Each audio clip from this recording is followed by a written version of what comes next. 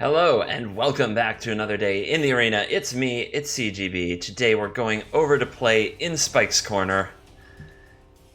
One of the last hurrahs for one of the spikiest Spikerson cards of all time, the Scarab God. Yes, the Scarab God. The card we know and love. Okay. We're on the play, making this anticipate a little better, and this Bloodfast very good if our opponent is a control deck. So I can try this out. You see the Golden Demise.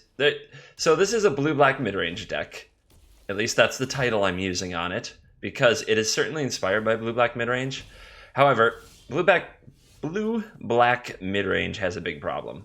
The deck is really horrible against red. Like, bad. Matchup in what I tracked was over my first 50 games over the weekend.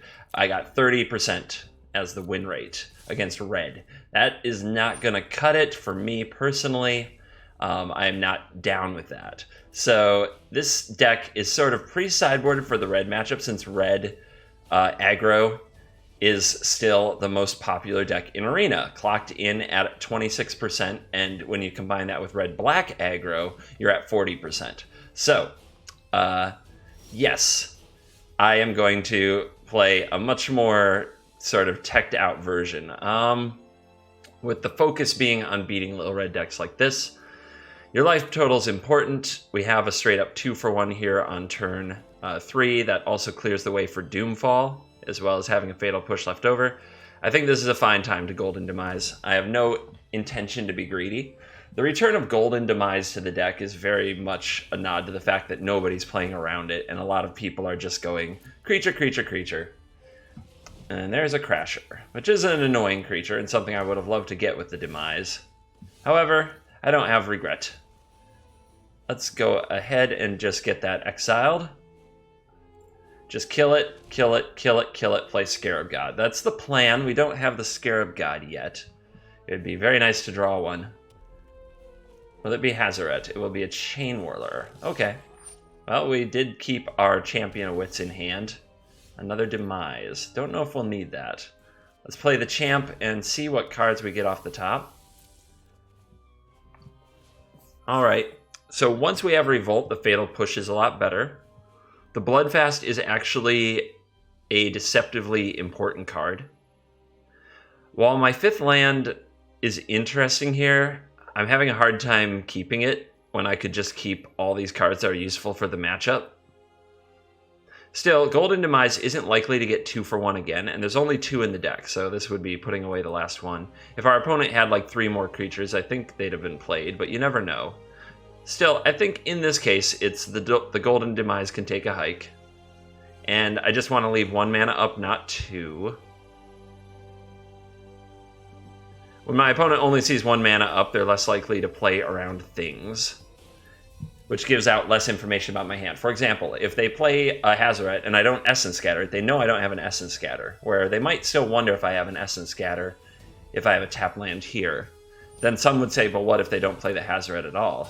I don't think that's really where you want to be in life. All right, the Kenra is going to keep us from blocking without triggering Revolt, which is frustrating. So we'll have to shoot down the Kenra.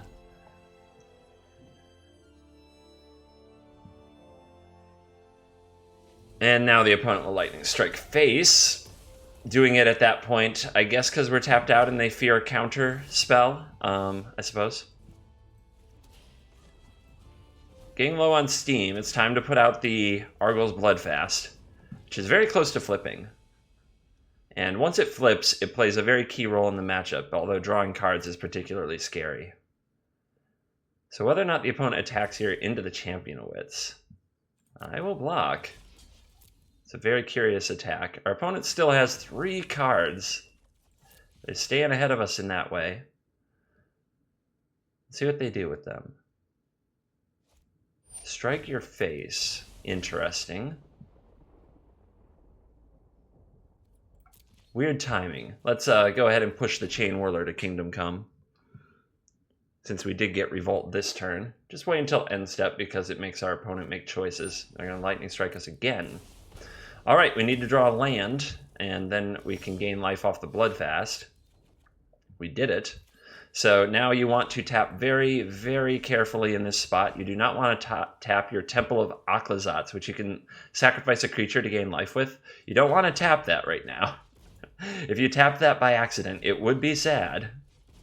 And we will bring back our Champion of Wits. We will draw 4 and discard 2.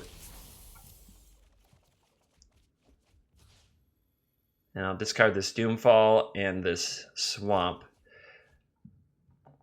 And the question here is, do we sacrifice this just right now? Because if our opponent has multiple burn spells, and this last card is most likely a burn spell. If they draw a second one, they can go burn spell you, I go sacrifice, then they go burn spell you again. So I'm going to do it now. That plays around 2 shocks. Exactly 2 shocks. But I do think that's potentially what we're up against. Oh, they have a braid. All right. The turn went by so fast, I'm confident that's an abrade. I'm going to take the Anticipate. I'm going to keep trying to find a warm body. I need to find a Scarab God. But you see why Anticipate's in the deck. Actually, the main reason Anticipate's in the deck is in Best of 1 MTG Arena, which is what I play. So this deck is a lot with Best of 1 in mind. I like to play Anticipate, and that is because I seem to have way too many mana issues without it, or way too many wrong cards, drawing the wrong cards all the time without it. All right, so now we have Scarab God, get back Scarab God every turn, and I'm just going to sacrifice it now again because of how the whole life thing works. And I want lands. I don't want to cycle this at this point. More lands means now we can play Scarab God, get creatures, then sacrifice them. There's Glorybringer. That's what our opponent was hiding. I didn't think they were more of the go big red deck. I made an assumption based on the Firebrand. Interesting little mistake. All right. I guess we'll play the Scarab God. And now we have Vraska's Contempts for days and days and days. Let's see what our opponent does with their mana. Play the Scarab God here because it can Brick Wall and Earthshaker Kenra if it comes back. Our opponent will abrade the Scarab God, okay? What else?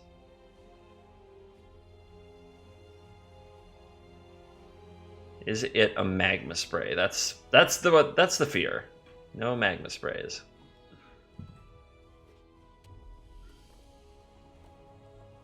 We'll go to combat.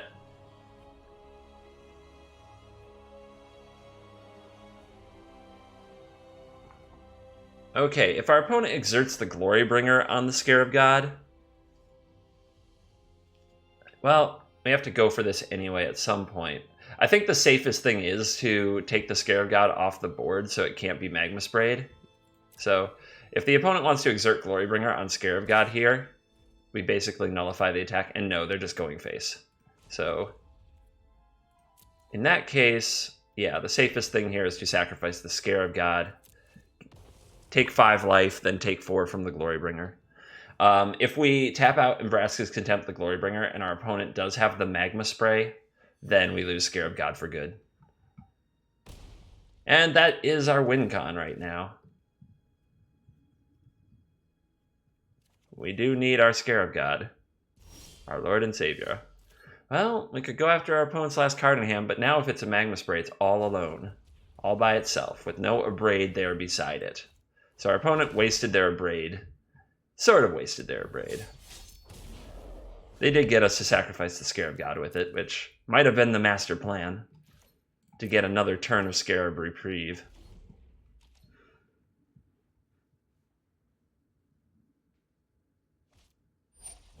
Chandra, you say? Okay. Hey, over here. And a plus. This will be easy.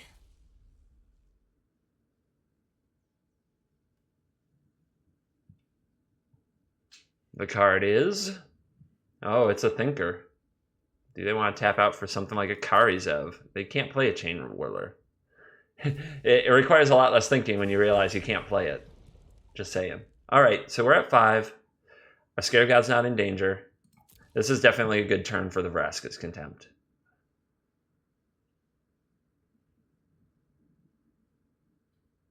They can't kill us with 2 mana from 5 life.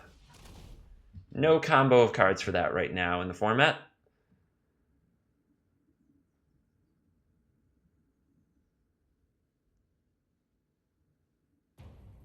The music dropping in there. Boom. Well, there were dragons. It's not there be dragons. There were dragons. Nowadays gone. See if we can get away with not even using this Vraska's Contempt here. We can animate the Earthshaker Kenra because it has Eternalize. I did intentionally skip the trigger on upkeep there. I didn't want to make any commitments to upkeep. I thought it totally worth it in this spot to see what your cards are, as every bit of mana and every bit of play matters. And we can start turning up the heat.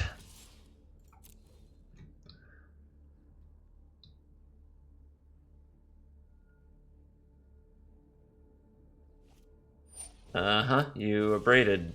Perhaps we're going to get a concession. Perhaps that's a no thank you, don't want to play no more. Perhaps that's an I don't want to play anymore abrade. So holding up the other Scarab God activation, because we have a Goblin Chain Whirler, might just kill something. Like I said. Might just kill something.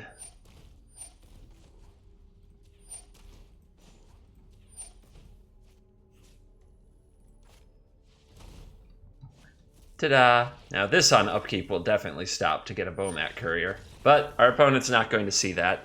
They know that it's over. And like I was saying, the red matchup. The traditional blue-black mid-range decks that you see posted online for Magic Online and things like GPs, like Mike Sigrist, I believe, just made the finals of a GP playing blue-black mid-range. Their main deck is not configured as a good matchup to mono red. And let me show you what I mean by mono red. I'm not talking about red black Chain Whirler, although that's still a tough matchup. I'm talking about this mono red.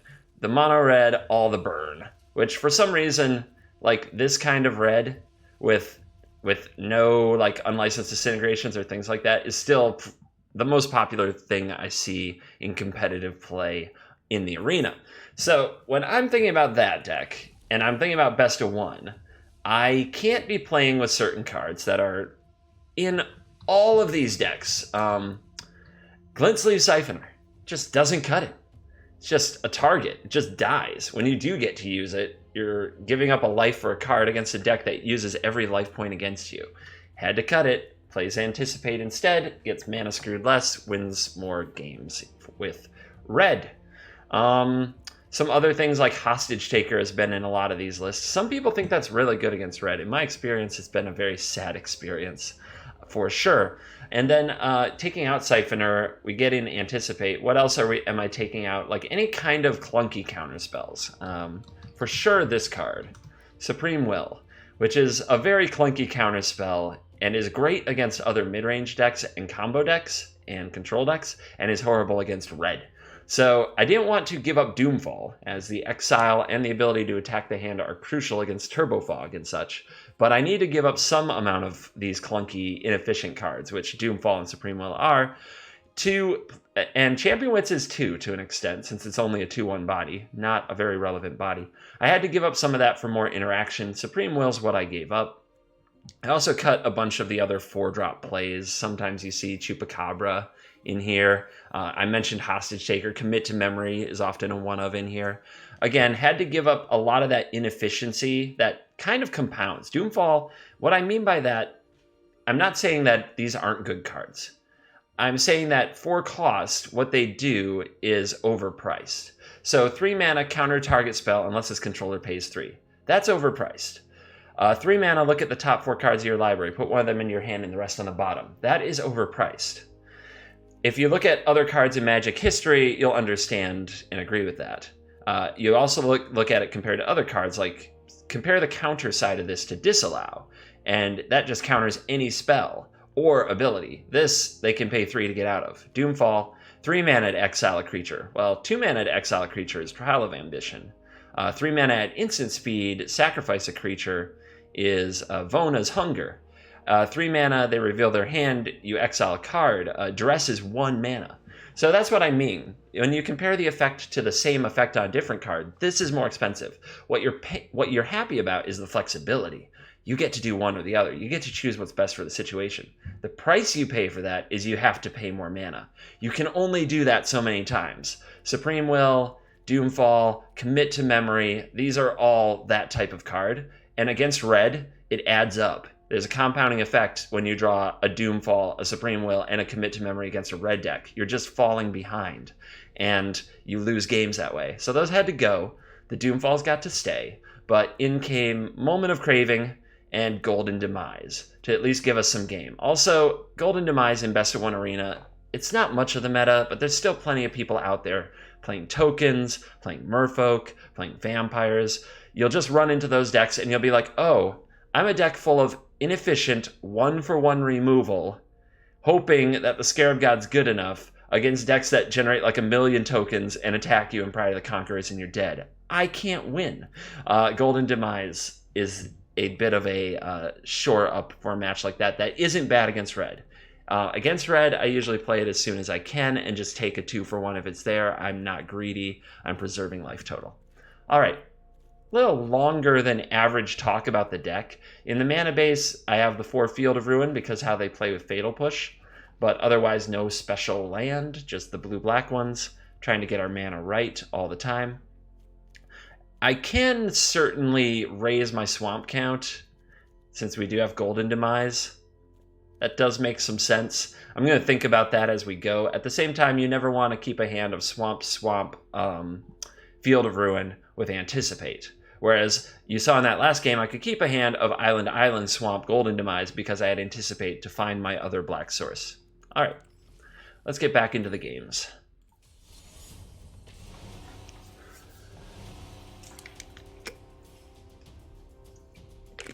I think that mid-range decks in particular, the risk of playing like a mid-range deck that does really well at the Pro Tour, it does really well at the GP, it's something that you just net deck, and playing it in a best of one setting in Arena with a very different meta, is that mid-range decks, especially blue and black ones like this, are heavily tailored to their meta, having the right answers for the right things. You have to be willing to get flexible and tailor your deck to the meta that you expect. And a lot of people who net deck aren't even comfortable making changes to what they see as a pro's deck, because who are they to tell a pro what's right and what's wrong? But you know your meta. I have to say it is very wise, and I would encourage you to continue to work on editing decks yourself. So we're in a tough spot, not gonna lie. Do we kill the Kenra? Do we kill the Bomat? The Bomat, I believe, just needs to die. It would be great to Doomfall a Kenra, and while it's unlikely our opponent won't have another creature, maybe they won't have 2 more creatures, and we can go Doomfall, and get that thing exiled. Or, if they play a Crasher, we'd rather that they exile the Kenra anyway. So this is a tough spot. Our hand is slow. We need to draw some of our bullets. Golden Demise, Moment of Craving, and of course Vraska's Contempt are what we need in our hand right this minute. And did I mention that you play a lot of red on MTG Arena? I think we're showing the truth here. All right, that was a good draw. Let's just see if we can take out all of the threats. All of them. Of course, with 4 mana coming up, you wonder if your opponent plays Hazoret, Rekindling Phoenix, if those cards are going to make an appearance now. If our opponent goes Shock into Hazoret on the play. I've never been so happy to see a Soulscar Mage in my life. And a Moment of Craving shows up. So, Vraska's Contempt, and if we draw land, we can Crave and Doomfall. But do I do it now? I think I'll pass the turn, and we'll see if our opponent goes for a Hazoret, and we'll do it in their attack step. I have a feeling their last card's a burn spell, but if they have like a Braid, they can, say, kill their own Kenra, pump their Soulscar Mage. Stuff like that is pretty annoying. All right, if our opponent has another spell in hand, we're about to see it. So what is that card? It does feel like it's an Abrade. And an Abrade on the Kenra, in response to our Vraska's Contempt, Would be very frustrating. So what if we Vraska's Contempt the Soulscar Mage? Then the Abrade wouldn't go on it. Our opponent would hold it. No, they might play it just to pump their Lava Runner. No, that's not smart. Is there a better play that I have right now than Vraska's Contempt on the Kenra? If we Moment of Crave the Soulscar Mage and the opponent plays an Abrade on it, we still nuke the target, and then we still have these for next turn. Am I being too cute? Am I being too cute? I think so. I think I just have to stay mana efficient and go for it. All right. So that's... I try to play quickly, both for entertainment value and it's something I pride myself on. You have to know, or do your best to know, when to do, when to think, when to take time. I think a decision like that against a red deck that can be the difference between one life or a couple over time and the way it plays out in a game is a decision worth thinking about. So this is an important one as well. We have no timeout, so I have to think fast. But this Champion of Wits drawing into a land, playing Moment of Craving is an awesome turn. This Champion of Wits failing to draw a land is a terrible turn. So the best mana efficient play is likely the Doomfall, exiling a creature. But that takes down Moment of Craving's shields. Our opponent will exile this. But I still think it's the right play.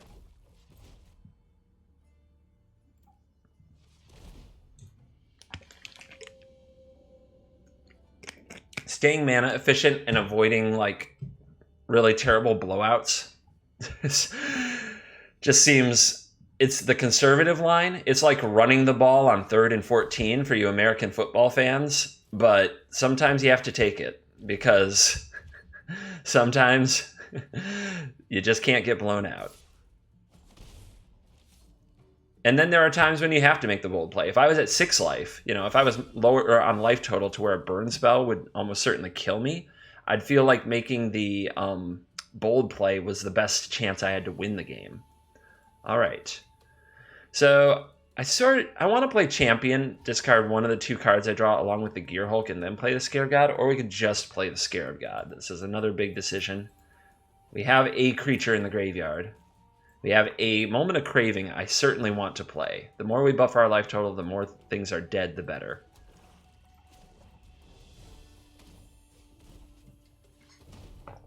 I should have held the land, as I might have drawn a dual land, like a Drowned Catacomb. So a little mistake there, even as we think things through. All right, you two can go. Always super happy to discard a Gearhulk when I have a Scarab God handy.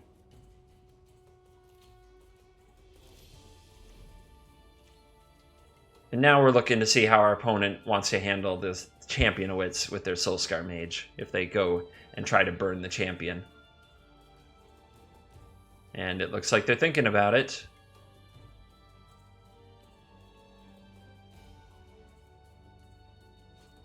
And there it is. So with the Prowess trigger on the stack, before this becomes a 2-3, we'll target it with Moment of Craving. If our opponent has another instant, the Soulscar Mage can survive, but it will only attack us for 1 damage and will gain 2 life. Yep. So we got the last card out of their hand. It's a Lightning Strike. That won't be messing with our Scarab God, which it does legitimately mess with the Scarab God when they have a Soulscar Mage on the battlefield. And now they're basically naked.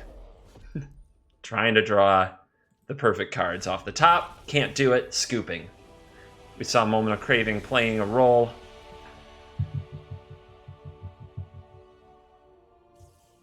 Keeping us alive. Having a little more early removal. All right.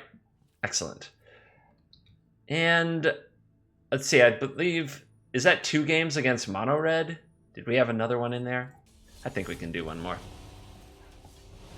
We might even play against a different deck. Who knows? Honestly, when I'm talking about this deck and I'm making all these adjustments and saying Mono Red's the most played deck and sharing my findings, that's all real, but there's a part of me that just wonders am I just going to play against like 3 mono green decks or 3 Teferi decks when I record the video and embarrass myself?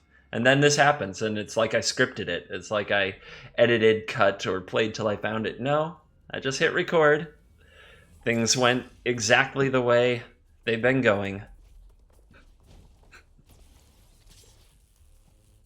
This hand might be too slow. It's going to be interesting to see what happens. Being on the draw is so hard in this matchup. Also, Karizev. If they play Karizev, we're in trouble. Okay, that's fine. Especially if they don't find a black source. That's great. Yep, falling behind, falling behind. This is one of the reasons people don't like Anticipate. A Siphoner could at least block, or it would eat a Chain Whirler, who knows. And a Heart of Kirin. Ooh, that's annoying. Gonna want a Fatal Push pretty bad.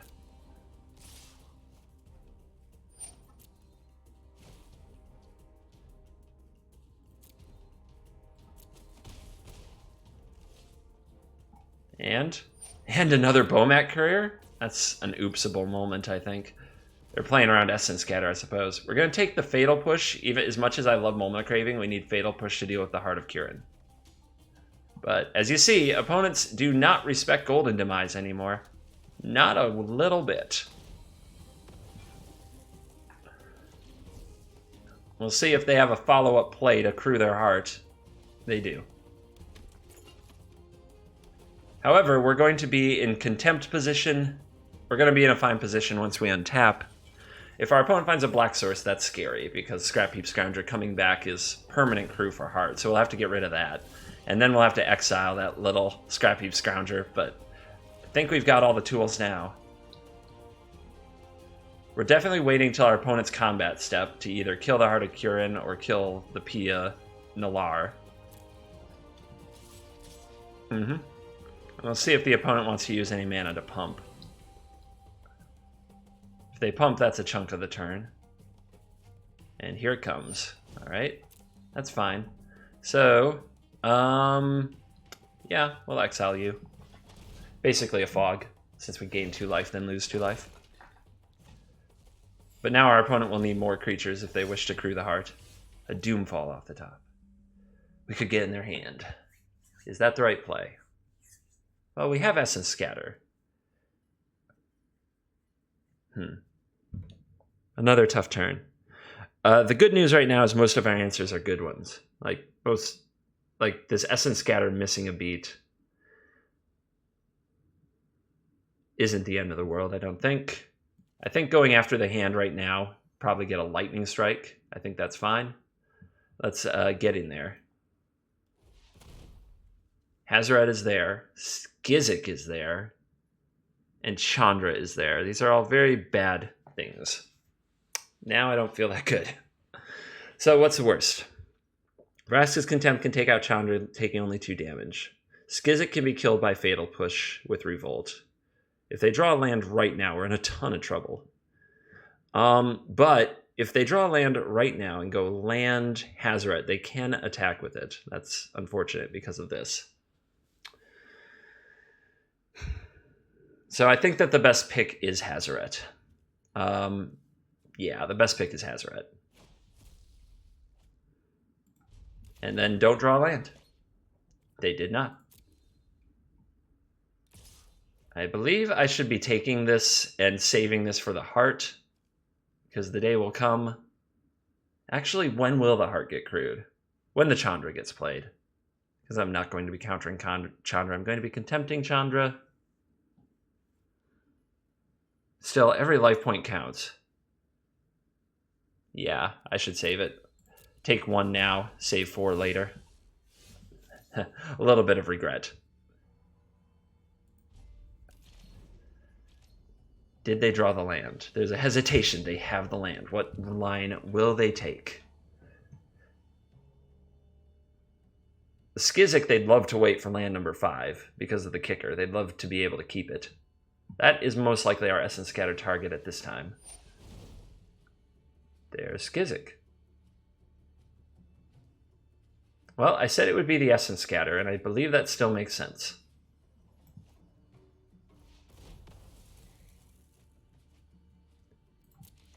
And let's get the token off the board. Okay. Pass the turn. Fatal Push and Contempt can handle the Chandra and the Heart. Evolving Wilds. Well, that's going to be their black source. Which means we'll now have to find an answer to Scrap Heap Scrounger with Anticipate. That's fine. I'm confident we can. Opponent's too scared of counter magic. Well, they're giving us Reprieve. A little bit of a mistake on their part. Not every blue deck plays a lot of counters. We'll take the Gearhulk. That is an answer. More Vraska's Contemptors.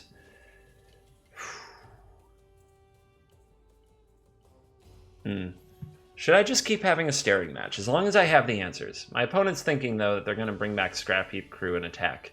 So I'm taking 4 if I play Scarab God. I'm actually taking more. I'm taking 6. And if they remove the Scarab God, I am taking 9. It is risky. So I think I'm holding. If they drew a land, I meant. They could get back Scrounger Crew and play Chandra. And possibly tick Chandra up and Lightning Strike. Alright. Here comes nothing. They found another Scrounger. With plenty of fuel in the yard. Scary. Alright, go away.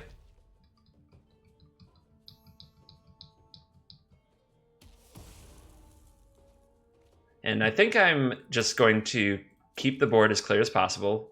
Boost the life total by playing Contempt right now. And then we play Scarab God.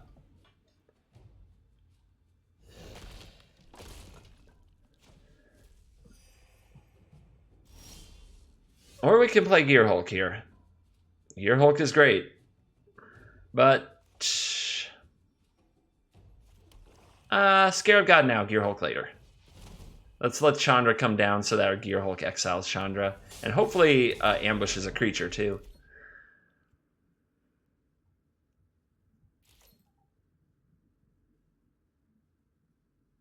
There's a Skizzik in there. Our opponent's going to get back the Scroungy.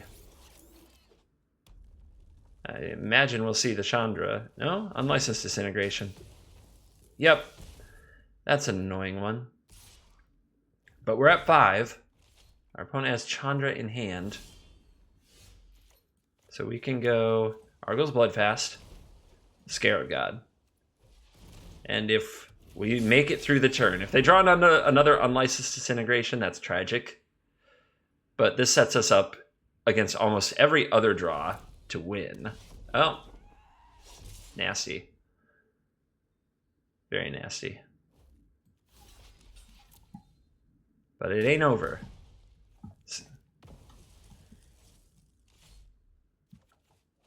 But we can't have Hazoret untapping, so we'll draw. There we go.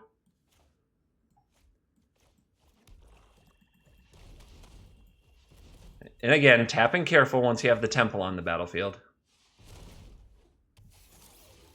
And here comes the Contempt.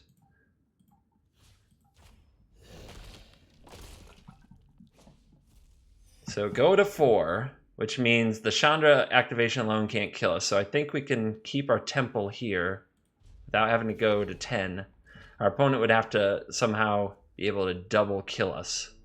Yeah, it's not going to happen. So we can hold this activation for when the opponent points burn at our face instead of doing it preemptively as we did in a previous game. Here's Chandra.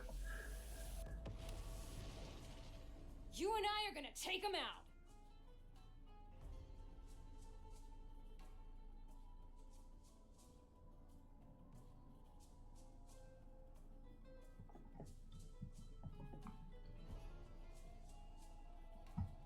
There is another Contempt in our graveyard. We're in a really nice position. Our opponent knows about the Scarab God being in our hand. They make mana.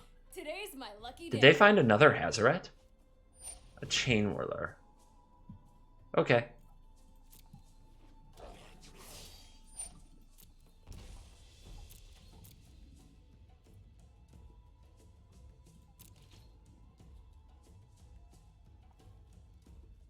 So we have this line where we could sacrifice our Gearhulk get our Gearhulk back, kill Chandra. That is probably the best. It gives us 6 life, puts us up to 9. I'm gonna go for it. I think I like it better than any other like attacking Chandra lines I could take. And since we drew this land, we can even leave up our temple.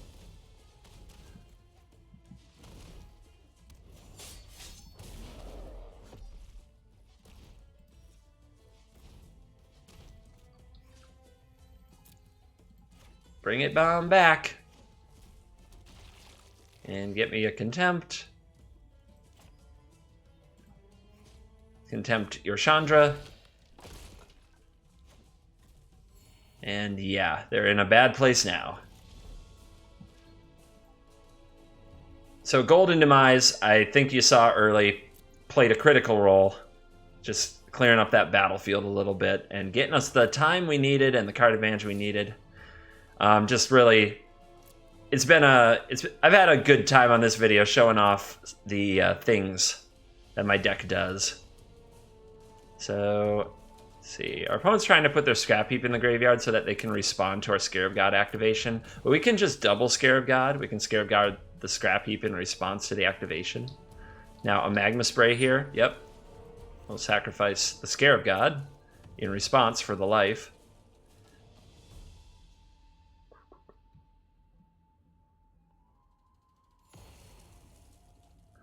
And we've also seen a lot of how to play Bloodfast against red. We never drew a card with it. We just always had it flip when our life total got low enough. Ooh, they did that. With my Scarab God coming back, it was a good time to hold that, but can't play it for him. And there's a hasty bow mat waiting for us. That's good.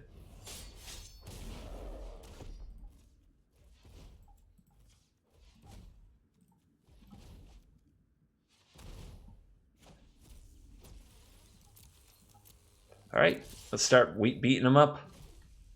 Got to turn the corner somewhere. Let's do it. I've heard it said that Scarab God turns the corner. It turns the corner hard.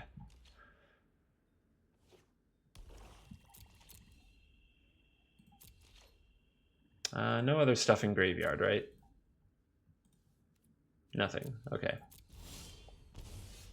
Another champ and a moment, huh?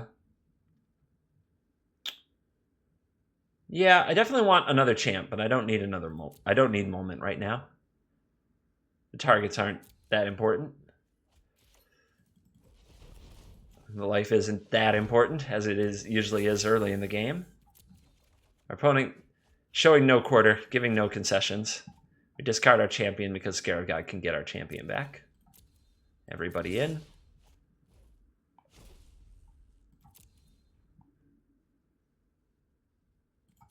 And no blocks. They have seen enough. I agree. I hope that you enjoyed this video. I hope you enjoyed this take on blue-black mid-range, and we'll give it a try. Obviously, going hard against red and making those concessions in the main deck does hurt you in some other areas. I imagine the control matchup is tougher, but it's not unwinnable. Doomfall and Champion of Wits are all-stars there. Thank you so much for watching the video. If you like it, remember to like it. This is the last, this is concluding another week, wrapping it up with Spike's Corner here. We'll be back on Monday, of course, for the second tier, Tuesday for Tribal Time, and Wednesday for the Jank Tank, as we've been doing. So you only spend a little bit of time with the Spikes. I hope you enjoy it. And in the meantime, have an awesome weekend. Thank you so much for watching. See you later.